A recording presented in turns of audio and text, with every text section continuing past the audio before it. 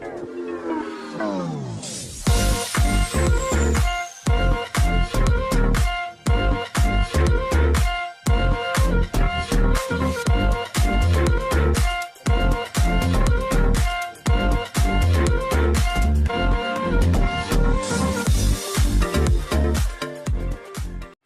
semua, salam sejahtera Malaysia. Selamat datang ke channel Vels Lifestyle. Terima kasih kerana setia di dalam channel ini untuk mendapatkan info padu, info hangat, info politik yang panas hari ini di Malaysia. Tuan-tuan dan bapak semua yang saya amat hormati sekalian, akhirnya Datuk Seri Anwar Ibrahim buat satu pendedahan yang pasti mengejutkan ramai pemimpin di Malaysia, khususnya kepada mereka yang terlibat dengan pertuduhan berkaitan dengan rasuah, berkaitan dengan pengubahan wang haram dan sebagainya, serta juga berkaitan dengan beberapa kabar angin yang kita dengar sebelum ini, di mana Datuk Seri Anwar Ibrahim sendiri menyatakan bahwa ada bukti terdapat pemimpin yang pernah memerintah, mempunyai kuasa dan mengaut kekayaan untuk diri dan kroni. Nah, sudah pasti, saudara-saudara, ini adalah berkaitan dengan rasuah. Ini adalah berkaitan dengan gerakan anti rasuah untuk membantras rasuah yang dilakukan oleh Datuk Seri Anwar Ibrahim. Nah, di dalam pendedahan ini pasti mengejutkan ramai. Menurut Perdana Menteri, siapa rompak kekayaan negara mesti kita lawan habis-habisan. Adakah ini bermakna sesiapa saja pemimpin politik di Malaysia? Mungkin Tun Dr. Mahathir yang pernah dinyatakan dalam ucapan Datuk Seri Anwar Ibrahim, walaupun tidak menyebut nama, namun Tun Dr. Mahathir percaya kenyataan itu adalah untuk beliau. Dan pada akhirnya mereka akan bertemu di mahkamah pada 31 Mei. Dalam pada itu, Muhyiddin Yassin pula yang menerima ataupun berhadapan dengan 7 pertuduhan di mahkamah. Adakah ini pasti satu lagi pendedahan yang mengejutkan kepada mereka yang sedang dalam perhatian Datuk Seri Anwar Ibrahim ataupun mungkin beberapa pemimpin-pemimpin yang lain. Nah, dalam artikel ini, Datuk Seri Anwar Ibrahim mengingatkan bahwa perang menentang rasuah digerakkannya tidak menyasarkan bangsa tertentu, tapi sesiapa juga yang merompak kekayaan negara.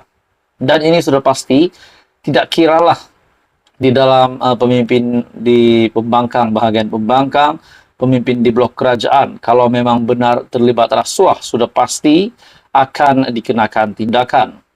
Tegas Perdana Menteri, tindakan diambil terhadap semua, baik Melayu, Cina atau India, jika mereka terbabit dalam jenayah berkenaan dan penyelewengan. Bagi saya ini mungkin satu lagi kehebatan, satu lagi kemenangan Datuk Seri Anwar Ibrahim berbanding kerajaan yang sebelum ini yang mungkin ada konspirasi, mungkin ada kabar angin bahwa mereka melindungi kroni mereka sendiri dalam berkaitan dengan rasuah. Tindakan tegas kerajaan dalam membantras gejala rasuah dan penyelewengan adalah untuk menyelamatkan negara. Ada orang tanya soal rasuah, mengapa Anwar hendak perang kuat? Ramai Melayu yang ditangkap. Ini bukan soal Melayu, bukan soal Cina, Dayak atau India. Siapa yang rompak kekayaan negara mesti kita lawan habis-habisan. Nah, saudara-saudara, kenyataan dari Perdana Menteri ini sudah pasti menggemparkan ramai. Dan ini bagi saya satu kehebatan disebabkan tidak mengira Anda siapa, tidak mengira status Anda apa, bangsa Anda apa. Sekiranya didapati bersalah, terlibat dengan rasuah, sudah pasti Datuk Seri Anwar Ibrahim akan lawan habis-habisan. Dalam pada itu, pada majlis sambutan Hari Belia Kebangsaan 2023, Perdana Menteri turut menyempurnakan pelancaran model pembangunan belia Madani 2030. Anwar juga mahu generasi belia bertindak sebagai ejen perubahan dalam menyelamatkan negara daripada segala gejala tidak baik seperti rasuah dan kezaliman, tidak menjadi pak turut kerana mereka penentu nasib dan masa depan negara. Anak muda sekarang mesti sedar bahawa masa depan mereka yang tentukan dengan sikap perlu mempunyai komitmen, sikap yang menolak kemungkaran, tolak rasuah, tolak kezaliman, dan mengangkat martabat rakyat. Nah, saudara-saudara, bagi saya kenyataan ataupun pendedahan terkini dari Datuk Seri Anwar Ibrahim sudah pasti mengejutkan pemimpin-pemimpin yang mungkin dalangnya belum dapat didedahkan, belum dapat dibocorkan berkaitan dengan kes penyelewengan ataupun lesapnya Rm4,5 triliun yang pernah dinyatakan Datuk Seri Anwar Ibrahim sebelum ini. Jadi saudara-saudara, ini satu pendedahan yang besar dari Perdana Menteri yang pasti mengejutkan ramai jurung di luar sana. Jadi apa komen Anda? Teruskan bersama di dalam channel ini untuk info yang seterusnya. Info padu, info hangat disediakan di dalam channel ini. Jangan lupa tekan butang like, share, dan subscribe.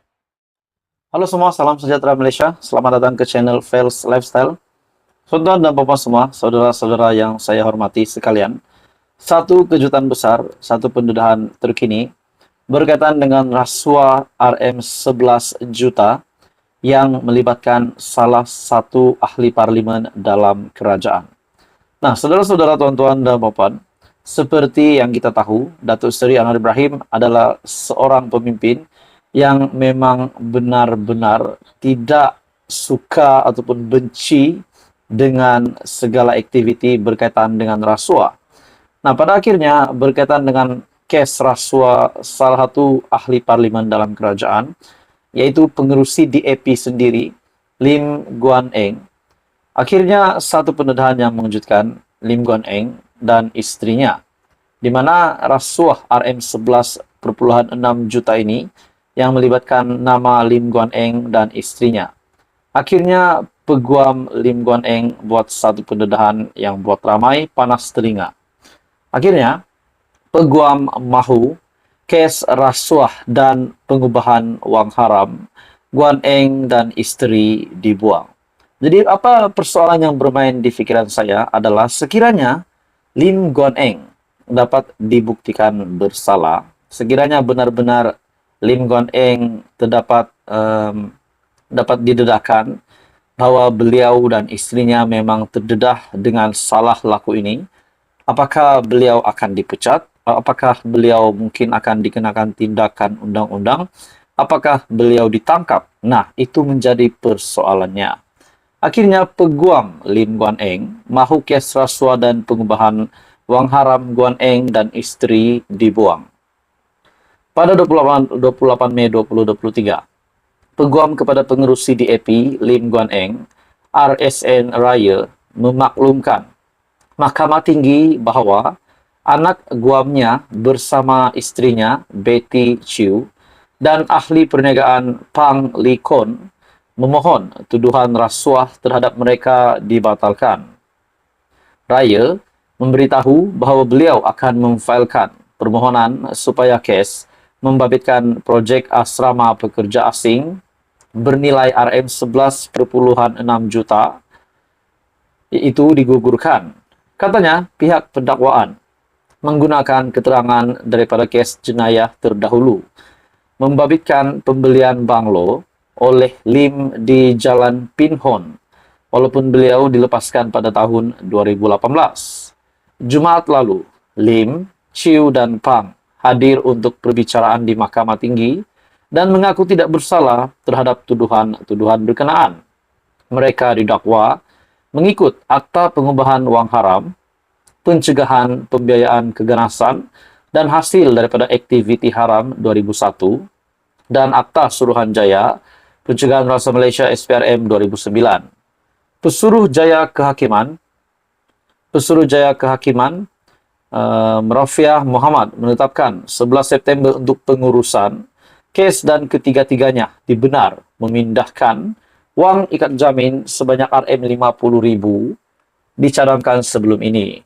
Pada 11 Ogos 2020, Guan Eng didakwa atas kapasitinya sebagai Menteri Kewangan ketika itu, sebagai Ketua Menteri ketika itu, dan pengerusi Lembaga Perolehan Perbadanan Pembangunan Pulau Pinang ataupun PDC, menggunakan jawatan untuk mendapatkan suapan membabitkan Rm372.000 untuk dirinya dan istrinya melalui syarikat.